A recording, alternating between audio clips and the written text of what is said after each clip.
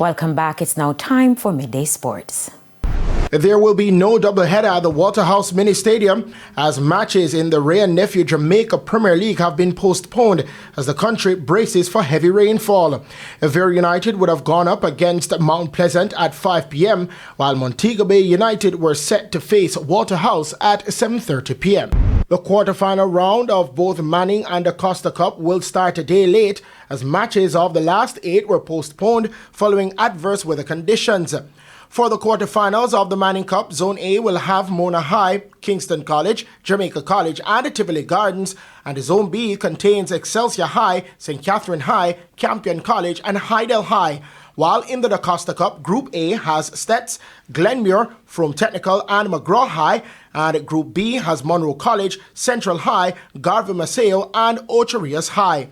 The quarterfinal round of both competitions is set for Tuesday with 2 matches in Group A of the rural area the Costa Cup as St. Elizabeth Technical will face McGraw High at Stets and Glenmuir hosts Frome Technical. For the Urban Area Manning Cup, 4 matches are slated for Tuesday, with defending champions Mona High versus Jamaica College at Calabar High School and Kingston College versus Tivoli Gardens at Stadium East. West Indies limited overs coach Darren Sammy says the team's bowlers must take responsibility for Saturday's 5-wicket loss against England in their one-day international at the Sir Vivian Richards Stadium in Antigua. England captain Liam Livingstone, with his maiden ODI century, overshadowed a 17th 50-over international 100 from Windies skipper Shea Hope, who is now joined 4th on the all-time list of Windies ODI century makers. Livingstone's unbeaten 124 carried the visitors to victory at 329 for 5, the second highest run chase in the Caribbean and the highest at the ground. According to Sammy, having posted 328 for 6 on the back of Shea Hope's 117, the team had to do better in defending the total. Obviously, when you put 327 on the board, you expect to win. However, that is the beauty about international cricket.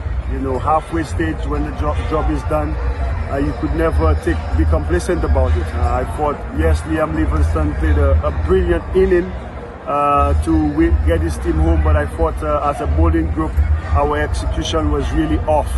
Saturday's victory for England also marked the 7th straight game at the ground won by the team chasing. The final game in the series will be played on Wednesday at the Kensington Oval in Barbados. I'm Christopher Scott, and this is your Midday Sports Report. Thanks, Christopher. And that concludes the Midday News package. I'm Kerry Simpson. Join us at 7 for Primetime News. On behalf of the news, sports and production teams, good afternoon.